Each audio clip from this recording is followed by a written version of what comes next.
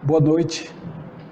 Vamos ficar em pé e vamos fazer a leitura no Salmo 32, versículo 6.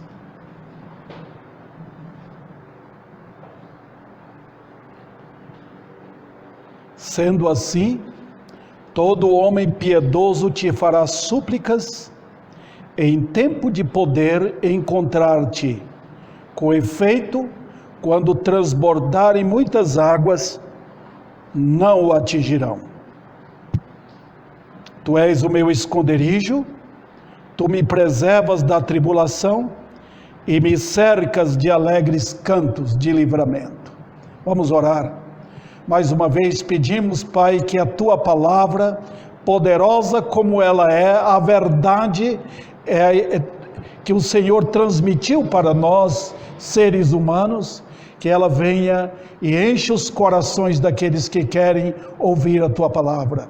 Então nós te pedimos, eu peço tua graça também para o teu servo, ao expor esse texto, para a glória do Senhor Jesus Cristo, em nome de quem eu peço. Amém. Podeis assentar. Nestes domingos eu estou pregando neste Salmo 32. E se eu quiser colocar um nome, um tema central, eu colocaria a fonte da felicidade. Eu comecei pregando sobre este tema. Eu diria que a fonte da felicidade realmente está em Deus, porque o texto está muito claro, né? Nós começamos, mostrei no versículos 1 e 2, o que é realmente salvação bíblica e que dá ao homem o sentido de vida exato que ele precisa. Então, por isso que eu estou dando tanta ênfase, porque nós estamos vivendo em uma época, queridos irmãos, ouvintes, que o povo está numa intensa busca mundana por felicidade. Então, passei já por esses primeiros 2 versículos, e eu creio que esses 2 iniciais versículos desse salmo mostram como a salvação é completa. Não há nenhuma razão para um crente ser infeliz. Então, também eu mostrei qual é a causa da infelicidade. Mostrei no domingo passado, na pregação, e está gravada essa pregação. A causa que o homem é um infeliz. E nós mostramos isto quando a pessoa realmente silencia, manda para que o pecado fique bem oculto lá dentro do seu íntimo. Então tratei sobre isso, baseando nos versículos 3 e 4. Hoje à noite nós vamos entrar agora para ver a felicidade em processo na vida do crente, o viver do homem feliz. E é muito bom que tratemos disso. Por quê? Porque o Salmo é completo. Ele vai mostrar que há uma felicidade que começou lá na salvação e ela tende a crescer. Ela vai desabrochando, ela vai irradiando sua própria luz na vida do crente. Então, não significa que após a salvação você já estará completamente brilhando em felicidade. Não, você será feliz, mas ela vai crescendo e tomará seu vulto perfeito após a morte, quando nós chegarmos lá no céu. Então aqui tem várias coisas que tendem vamos dizer assim, a interromper a vida do crente. E nós vamos ver agora o que é o viver de um homem feliz. Quando eu falo homem, estou falando no sentido genérico, estou referindo homem e mulher, né? Então vamos lá. É bem perceptível aqui que o Espírito de Deus organizou o assunto. E vocês verão no próximo domingo, por exemplo, nós vamos seguir uma rota até mostrar a felicidade, de certa forma, brilhando na vida do crente. Todo o problema do crente é que ele não percebe deveras algumas coisas. Nós temos em Cristo tudo o que precisamos para sermos as pessoas mais felizes do mundo. E somos assim, queridos irmãos. Só temos que aprender determinados processos no nosso andar aqui nesta vida, tá? Então passamos pelo primeiro verso, os 2 primeiros versos, e agora eu quero lembrar, irmãos, que felicidade na Bíblia não tem nada a ver com o belo e largo caminho que o mundo oferece, nada. O mundo oferece todo cheio de adornos, de prosperidade, aquela prosperidade carnal, leviana, passageira, conforme o que este mundo, especialmente o atual, está oferecendo até mesmo aos crentes. Vamos fugir disso. Um outro detalhe que eu quero aqui tratar com vocês é o fato de que na religião moderna há um oferecimento também de certa felicidade. Por que o povo hoje está tão buscando religiões? Não é porque eles estão buscando felicidade em Deus, mas eles estão querendo buscar de Deus favores materiais para que tornem as suas vidas felizes. Só que é um problema. Se não for tratado com o pecado, com o pecado, não há felicidade. Nós vimos esse processo no começo. Tem que ter perdão e purificação. Do contrário, não tem felicidade. Eu vou mostrar aqui o que a religião moderna está fazendo. Mas sempre fez isso, especialmente em nossos dias. Primeiro, a religião moderna oferece o abrir as portas para um sucesso material. Ela diz que se você fizer determinadas coisas para Deus, Deus mesmo é obrigado a oferecer isto. Eu li uma vez num jornal religioso, que é muito difundido em nossos dias, onde o escritor estava dizendo que você precisa ter fé. Se você ter fé, Deus é obrigado, observe, a responder àquelas suas exigências, segundo a suposta fé que você tem. Isso não é verdade, é puramente mentiras, isso não é bíblico. Então, mas é o que estão oferecendo hoje. Por detrás desses erros, tem malícia, né? Outro detalhe é que está embutido no mesmo assunto do começo. Se você fizer qualquer coisa dentro de uma religião, cantar, por exemplo, louvar a Deus, fazer essas coisas que você acha que Deus requer de você, você vai obter também favores dele, tá? A vida do homem moderno é tão cheia de pecado, de maldade, que ele quer, vamos dizer assim, desabafar tudo isso numa religião. Ele está procurando uma fonte de apoio, de um pastor, de orações, de pessoas dentro da igreja, para ver se ele pode expressar felicidade naquilo que ele está vivendo. Nota puro orgulho próprio, soberba no homem. Outro detalhe é que a religião pode fornecer um ambiente ideal para a preservação da minha família. E há muito disso em nossos dias, tá? Uma busca por uma felicidade na família. E é perigoso isso porque não é o propósito de Deus. Fundamentalmente, não. Cristo não veio para restituir família. Não veio para melhorar a vida de casais, nem arrumar os filhos dentro do lar. Cristo veio para salvar perdidos. Então essa busca ansiosa por mensagens que tratam da família, de encontro de casais, de coisas assim, ela não está fundamentada na Bíblia. Não está. Não estou contra a coisa. Nós temos que buscar o bem da família. Eu estou dizendo que não é a mensagem principal de Deus dentro da sua palavra. Depois que a pessoa é salva, ela vai ter todo o poder e graça de Deus para agir corretamente dentro da sua família. Um homem, uma mulher, um jovem, é desse jeito.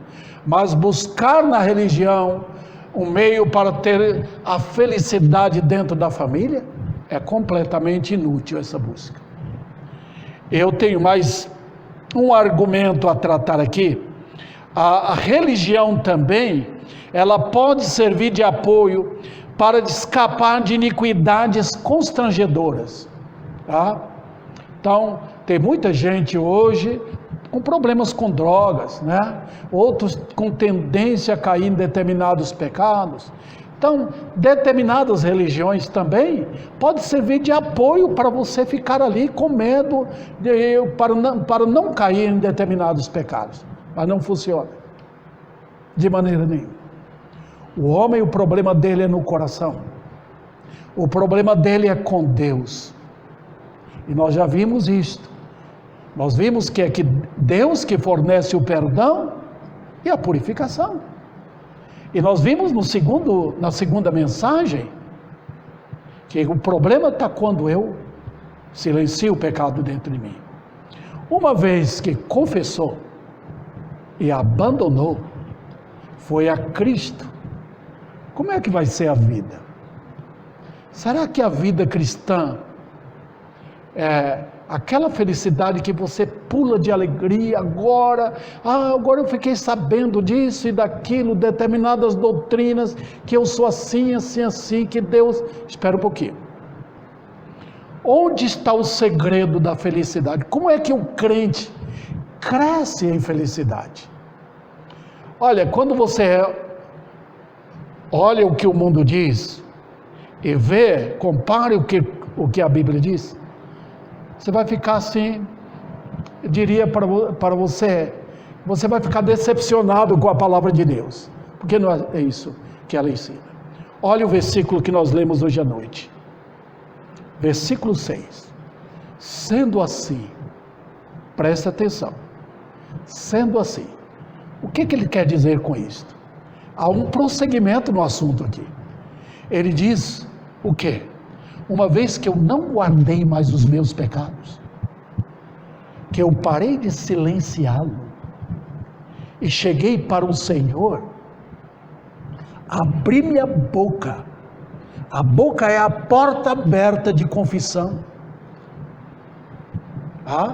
Confessei, não escondi mais, não guardei mais os meus pecados, eu tratei com Deus, mas eu fui na base de confissão.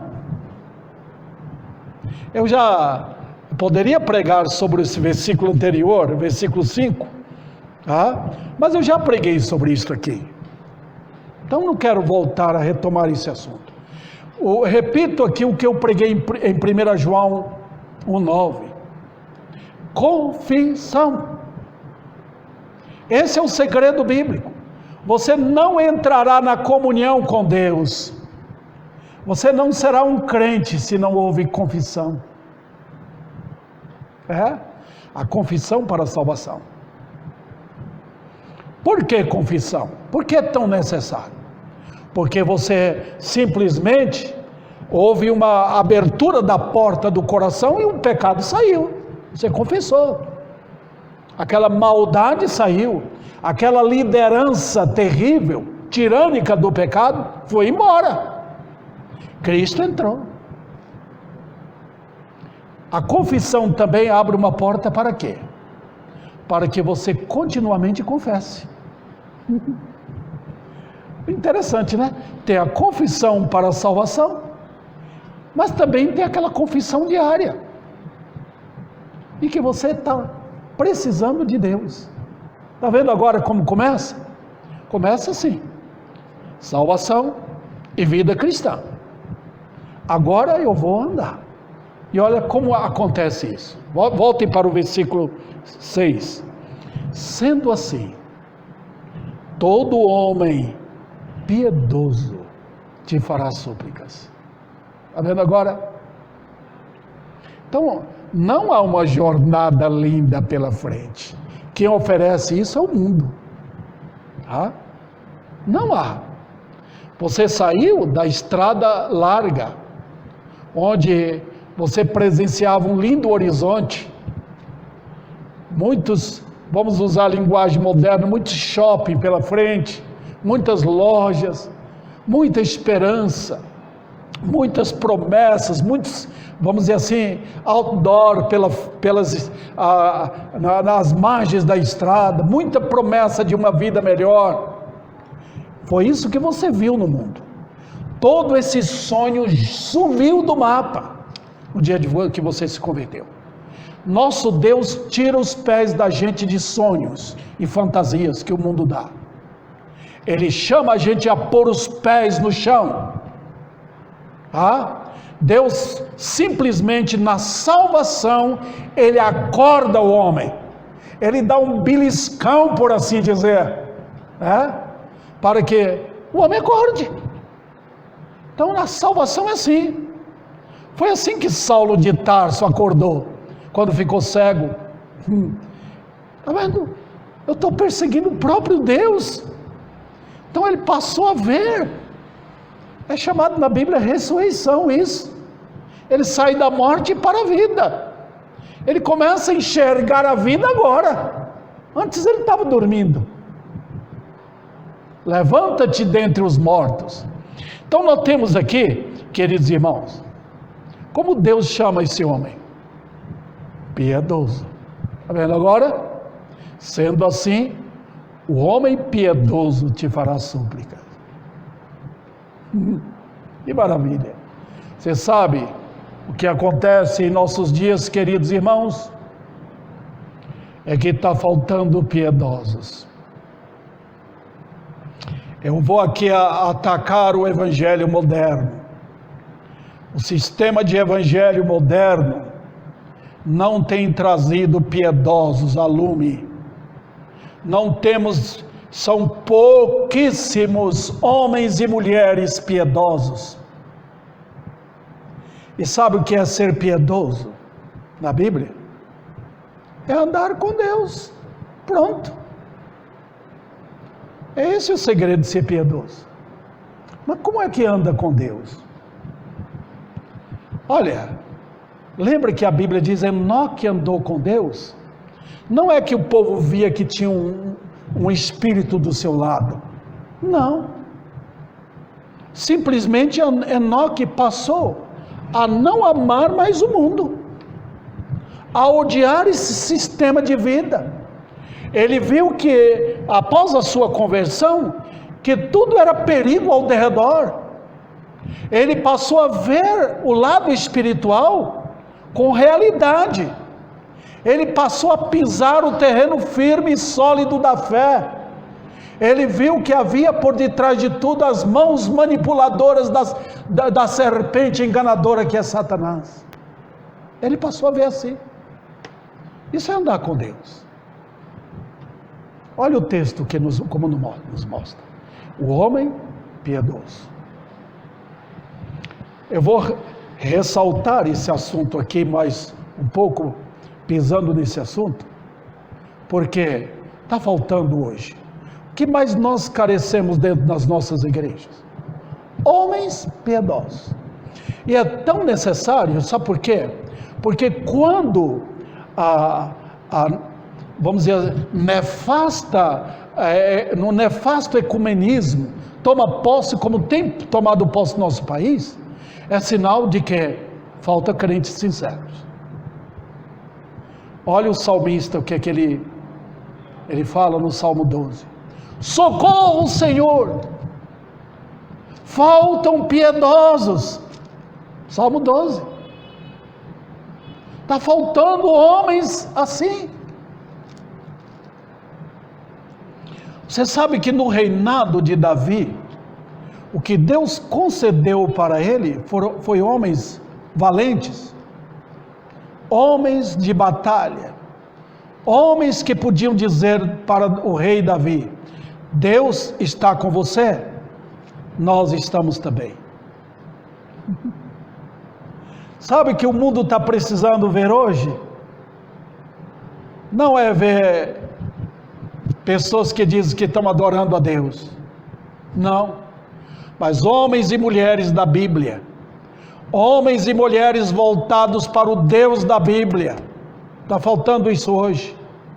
Homens que negam tudo por amor a Cristo. O Evangelho moderno não promove isto. O Evangelho antigo promove. E nós queremos restaurá-lo, trazê-lo de volta. Porque ele promove homens e mulheres assim. Mesmo que a gente não é ouvido, mas cedo ou mais tarde Deus cumpre seus santos propósitos. Agora eu puxo vocês para o texto, para explicar os traços de um homem bem-aventurado. É óbvio que nós vamos ver inserido aqui, não em palavras, tá? Nós vamos ver inseridos esses traços. Vocês verão o seguinte, que o homem piedoso, houve nele uma mudança no coração. Está vendo aqui? E é isso que Deus prometeu fazer. Tá? O Evangelho, ele não é algo para alcançar meramente um intuito mental das pessoas. Vamos fazer aquela pessoa mudar de pensamento. Não. O Evangelho, eu já vi muitos que tiveram pensamentos mudados com respeito a assuntos bíblicos, sem se converterem, nunca converteram. O que Deus faz? Deus vai à consciência. Eu já falei tanto isto. Deus mexe com consciência de homens, mulheres, jovens, moças, rapazes, meninos e meninas. Você pode notar isso em Atos capítulo 2. Porque quando Pedro pregou, a consciência de mais de 3.000 homens foi mexida. E eles não sabiam onde ir. O que faremos, irmãos? Nós somos culpados. Queridos irmãos, isso é obra de Deus. Foi essa promessa que ele fez lá em Jeremias. E você fala, mas aquilo foi para a lei. Não, na lei Deus não faz isso. Ele faz na graça dele. Ele fez isso no Velho Testamento.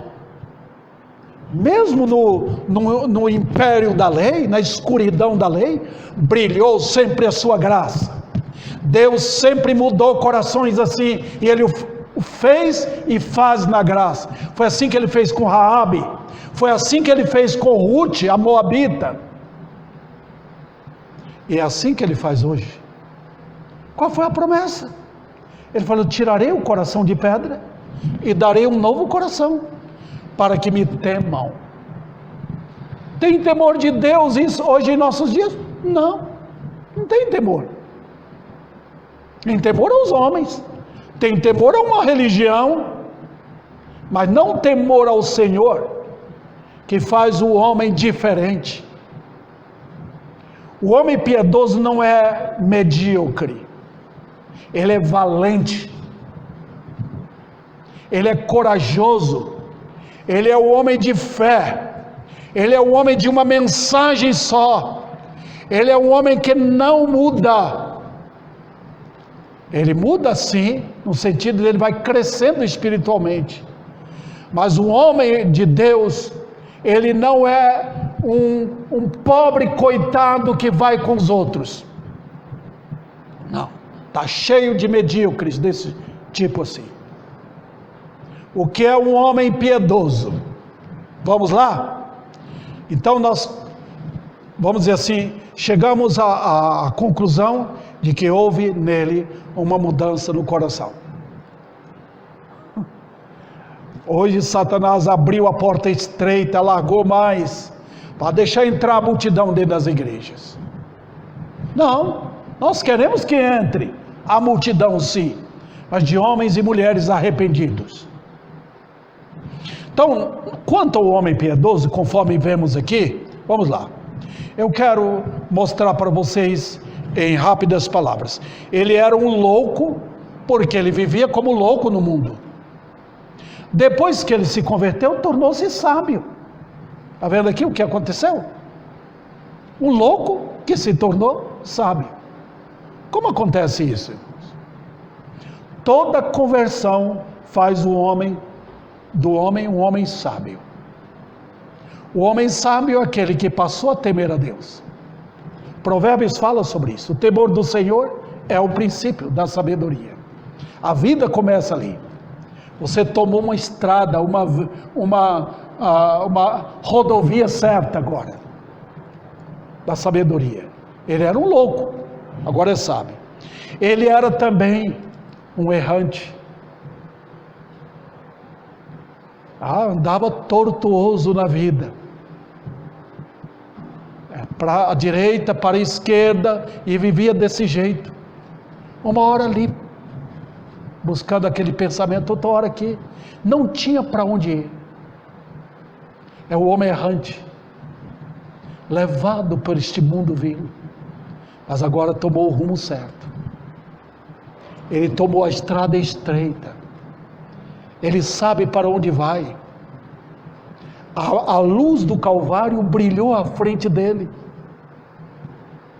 Então ele tem agora o mapa certo. Ele diz: sei para onde eu vou. Eu estou caminhando com os santos. Nós estamos caminhando para Nova Jerusalém. Ele diz: estou indo para lá. Então ele deu adeus para as outras coisas. Quando você vai no rumo, as coisas vão ao contrário sua. Se minha mão faz isso aqui nessa direção, então a gente percebe que as coisas vão para trás. Não é que elas vão andando para trás, é porque você está indo. É assim na rodovia quando a gente está dirigindo, né? Então tudo que está parado ao redor vai para trás, porque você está indo à frente. Então o crente é esse, ele tomou o rumo certo. Há uma atividade na vida dele. Seus pés se movem na direção certa. Outro detalhe, ele era um escravo. Eu até preguei sobre isso já. Ele achou liberdade. Antes ele pensava que era livre. De repente, ele percebeu que ele era simplesmente parado ali. Grilhões em seus pés. Ele não saía da pinga, não saía dos mesmos amigos, tá? Não saía daqueles pensamentos que tinham, não saía da sua idolatria, não saía do mundo vicioso onde ele estava. Isso é escravidão. Agora, tudo foi tirado. Cristo entrou onde ele estava e quebrou as algemas. Tirou os grilhões dos seus pés. Ele agora é impressionante. Ele tem liberdade. Não para fazer o que ele quer, para andar com Deus. Também, queridos irmãos, ele era um derrotado que se tornou um vencedor.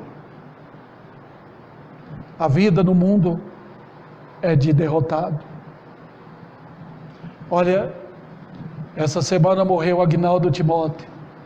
Eu me lembro quando eu era novo, adolescente, ele estava no auge da carreira, cantando, ganhou muito dinheiro, conquistou fama. O que aconteceu com ele? A morte o levou. Está vendo? Derrotado. Milhares têm vivido assim. A morte não olha o seu bolso, o que você tem lá para dar. Ela chega e diz: você vai para mim, eu vou levar você.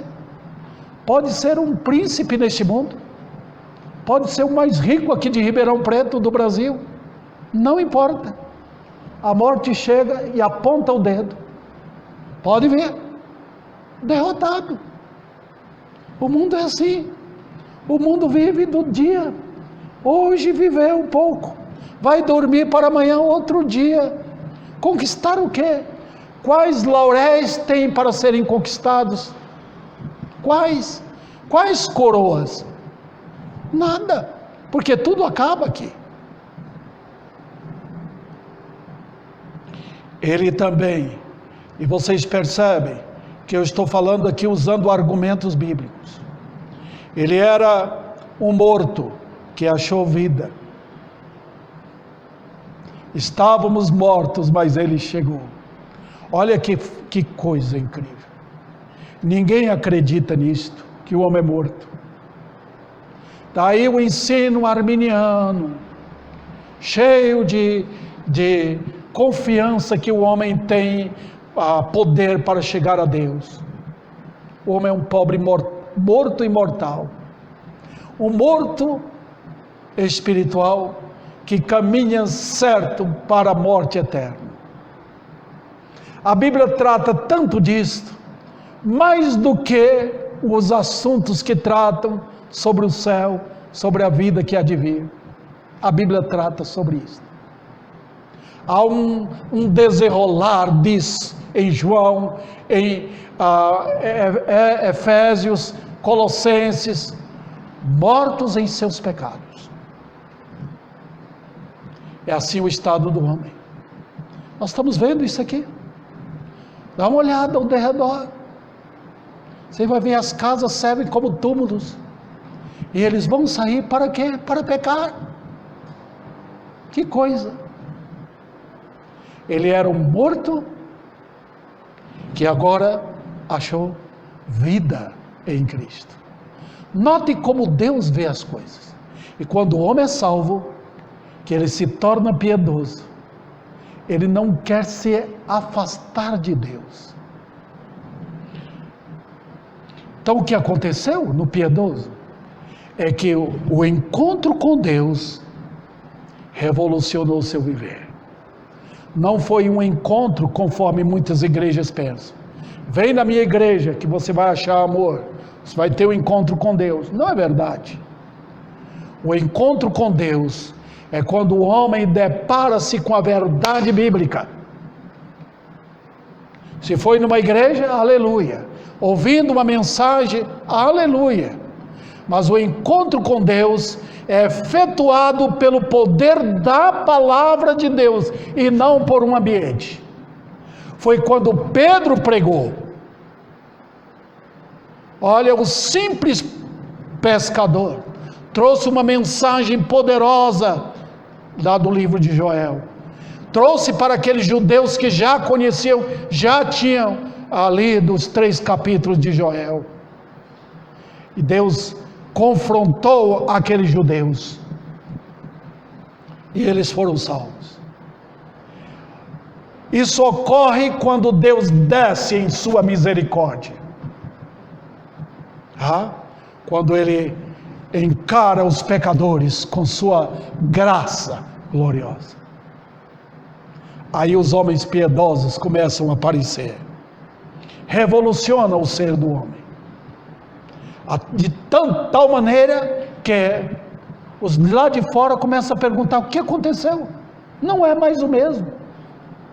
É uma nova criatura. Então vamos lá. O segundo argumento que eu tenho aqui neste texto é alguém que agora tem uma visão correta da vida. Agora vocês vão perceber que eu não estou me afastando do texto. Tá? Nota o que ele diz: todo homem piedoso te fará súplicas. Por que ele vai fazer súplicas? Qual a razão? Porque ele corre para Deus, porque ele tem uma visão agora diferente do que ele tinha antes. Ele está vendo a vida agora de um modo espiritual que ele não tinha antes. Mas não é exatamente isso que o Evangelho faz? Claro! Nota, ele descobriu que ele vivia enganado. Antes, Satanás o abraçava, Satanás aproximava dele, oferecendo o mundo, tirando de ouvir a palavra de Deus. Não acontece isso? Observe quando alguém começa a vir na igreja, Satanás começa a martelar na cabeça dele, não vai. Quando Satanás percebe que um ambiente prega a verdade, ele começa a ficar amedrontado de perder pessoas. Ele começa a atacar. Ele começa a dizer para a pessoa que ali não é o lugar dele, não. Eu tenho outro lugar. Então ele começa a inventar coisas. Ele começa até a trazer pessoas para ouvir, ou levar pessoas para ouvir falsos profetas. Eu me lembro de um senhor que teve aqui. Ele ouviu, ficou com medo da mensagem, foi parar na companhia de elementos que queriam tirar o dinheiro dele. Terminou morrendo e morreu em seus pecados. Que tristeza. Olha, irmãos, ele descia a correnteza até ver o abismo. Você vê, quando a pessoa é salva, ele corre à busca de um Salvador. Ninguém vai a Cristo a não ser que veja o perigo na sua vida. Pode ter certeza. Jesus é o Salvador, não é? Ele não veio para salvar. Então qual é o Salvador que vai salvar alguém? Está tudo bem com ele? Não acontece isso nesta vida. O médico funciona para aquele que está com problema. A água é um salvador para quem está morrendo de sede. Um salva-vida na praia, como é que ele vai correr para salvar alguém, se a pessoa está nadando normalmente lá na praia? Não está acontecendo nada. Mas quando alguém está afundando e volta e grita por socorro, aí entra a função dele. Jesus é salvador, ele veio para salvar. Quem? Quem está em perigo. Por isso que ele diz: o Filho do Homem veio buscar e salvar perdido, porque é o perdido que se vê assim. Então, queridos, como é que nós podemos entender isto? Quando o pecador tem uma visão de que ele está vendo o inferno. Hoje falar do inferno é como falar de mitologia grega. É uma historinha que os pastores contam sobre isso. O povo não leva a sério. Eles estão tão contentes alimentando-se das suas iniquidades, que eles não querem nem saber de ouvir sobre isso, de que estão condenados e debaixo da ira de Deus. Não. Mas quando um homem se converte a Cristo, ele vê sua situação de perigo. Ele clama: ai de mim, vou perecer, estou perdido. Não precisa ser com a boca, não precisa haver choro e lágrima, não, mas é algo do coração. Então ele sai à procura. O que eu faço para ser salvo? O que eu farei? Deus opera desta maneira. Então ele usa a palavra dele para alcançar corações. Vamos lá.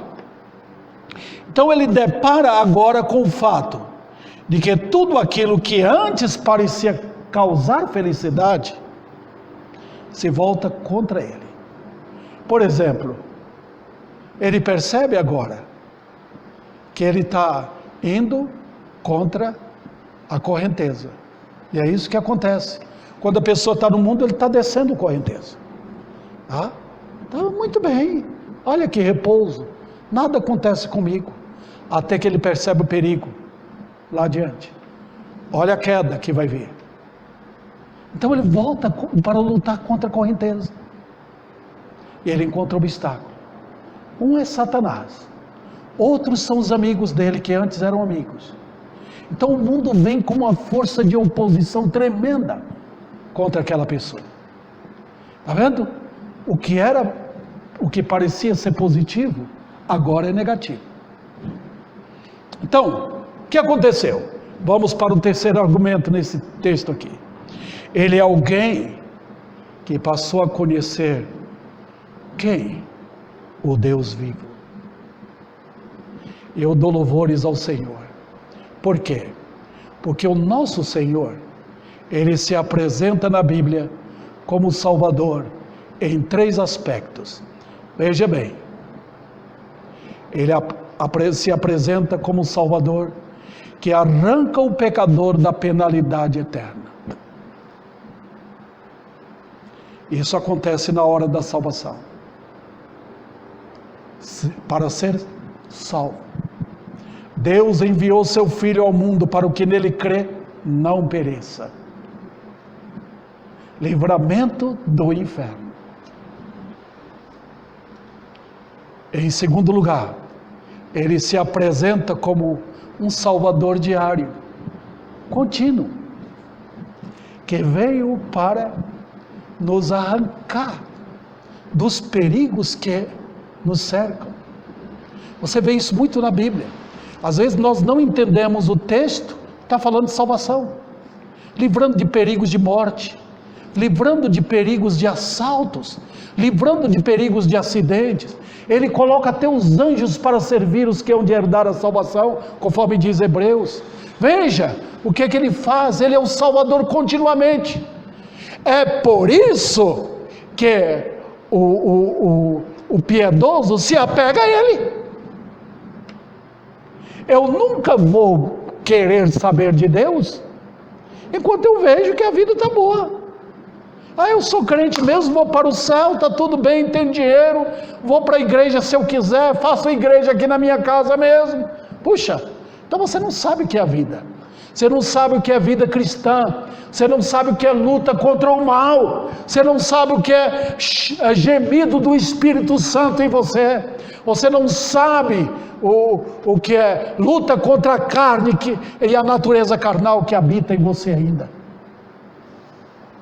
Você não sabe. Então, por quê? Você não conheceu o Senhor da Bíblia. O piedoso é assim. Está vendo? Ele viu em Deus um Salvador, um amigo contínuo, para estar com ele, guiando. Então ele se acorre para ele. É como uma criança, né? Você solta uma criança, quando ela vê perigo, ela para onde vai? Vem para a mamãe, tá? Quanto mais criancinha for, ela chora, querendo a presença do papai ou da mamãe. É assim. Se um estranho aparece, dependendo da criança, ela chora. O homem convertido, diante de Deus, ele é como uma criança. Ele diz: eu preciso do Senhor. Ora, queridos, nós vemos isto. É por esse fato que não abandonamos o cantor. Muitos pensam: esse é um batistão que canta os hinos do cantor. Nós cantamos porque os hinos do cantor retratam a verdade. Perto de ti almeja estar, foi um dos hinos que nós cantamos hoje à noite. Por quê? Eu quero estar perto do Senhor, eu quero sustentar a tua divisa, eu quero estar em oração, eu quero batalhar. Isso significa o quê? Que a pessoa está dizendo: não poderei fazer nada se o meu Senhor não estiver comigo. Então, o homem piedoso, ele é assim, ele aprendeu que ele vai precisar de orar continuamente, ele tem um amigo invisível, que ele vai buscar, ele quer conhecê-lo. Ele não jogou fora os amigos, não, ele tem muitos amigos, alguns são crentes, né? Que vão ajudar, orientar a vida, ele não tem muita experiência, mas ele quer conhecer mais o seu amigo invisível de perto. Por quê? Ele é o Salvador contínuo, até na hora da morte, ele vai estar presente. Então, vamos completar a mensagem nesta noite, mostrando que ele agora conheceu. Ele antes pensava que ele era forte, um valente, mas agora ele é um fraco. Seu Deus é sua força. A alegria do Senhor é a nossa força. Quantas vezes pegamos a Bíblia para ficar lamentando a vida? A alegria do Senhor é a nossa força, em todo momento. Eu não estou dizendo que é a alegria de fora. Quando Jó despencou no chão, ao saber que os filhos tinham morrido, que ele tinha perdido tudo, sabe que aquilo arrebenta o coração de um homem? Ele é de barro. Um homem natural teria pegado a faca e se matado. A mulher dele até pediu para ele fazer isso. Não, ele caiu prostrado em adoração. Olha que coisa, a alegria do Senhor é a sua força. Que fantástico. Não está dizendo que por fora vai ter tudo belo, que nós vamos ter um sorriso nos lábios. Não. É que lá dentro há um homem interior que achou o seu amigo. O homem invisível achou um amigo invisível. O homem invisível é o homem lá de dentro. O de fora, a esse homem de fora, do homem piedoso, a fé ordena: apegue-se à Bíblia, apegue-se à oração, fica junto com o povo de Deus, mas conheça o seu amigo. Segundo lugar, ele é um pobre, seu Deus é sua riqueza. Ele entende agora quanta confiança ele deve ter no seu Deus, de nunca passar suas necessidades para os outros, nunca ficar lamentando que está precisando disso ou daquilo para os outros. Ele vai para o seu Deus. Ele sabe que o seu Deus é capaz de dar de forma excelente, infinitamente mais do que ele precisa. Que fantástico!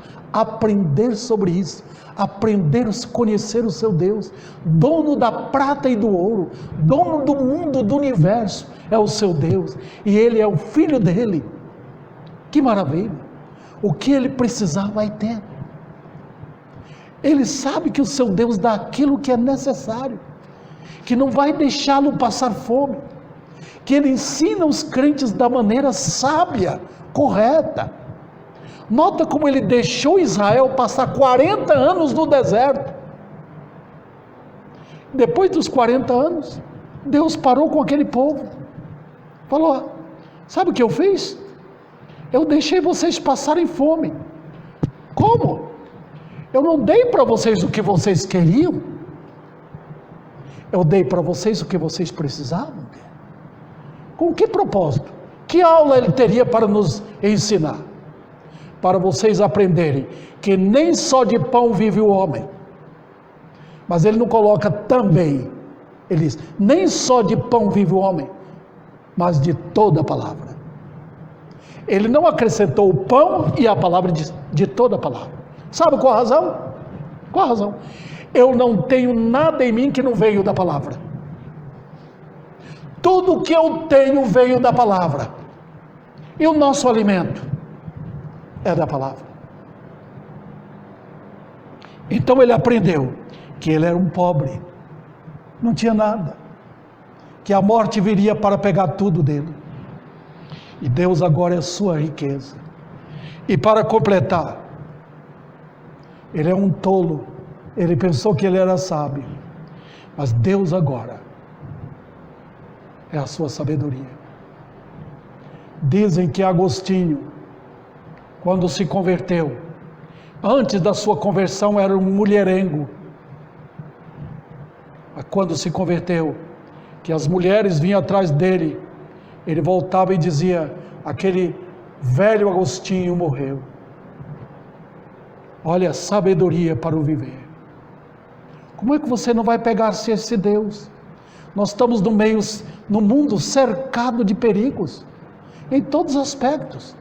Não é só seduções sexuais, sedução financeira. O mundo tem um apetite por honras, por glórias, finanças, porque com essas coisas compra tudo que você quer. Por isso que o mundo vive atolado de pessoas atrás disso. Por isso que Deus muitas vezes tira o que o mundo quer ter. Tira, deixa passar fome. E para o crente, ele aprende: Deus é a sua sabedoria. Esse é um homem piedoso. Eu não pude dar detalhes a respeito do homem piedoso, porque na realidade é impossível para um homem limitado como eu sou falar de todo o conceito bíblico sobre um homem piedoso. Mas o que eu dei é o suficiente para a mesa de vocês hoje à noite, tá?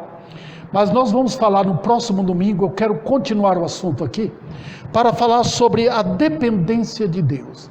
Mas eu quero terminar e fazer com que a mensagem de domingo seja uma outra mensagem. Eu quero falar agora, e você? Você é um homem piedoso, uma mulher piedosa, você encontrou Jesus Cristo, você foi salvo por Ele, você é uma nova criatura agora, você depende de Deus, você vive em oração, dá a palavra de Deus, você ama o livro de Deus, você é obediente a Deus. Se essas coisas, esses traços estão gravados no seu coração, você é um homem piedoso, você é uma mulher piedosa. Mas aquele que não foi ainda, que não conheceu Cristo, que está procurando o perdão dos seus pecados, está querendo a purificação dos seus pecados, Cristo Jesus veio para buscar e salvar os perdidos. Que o Senhor aplique a sua palavra aos nossos corações.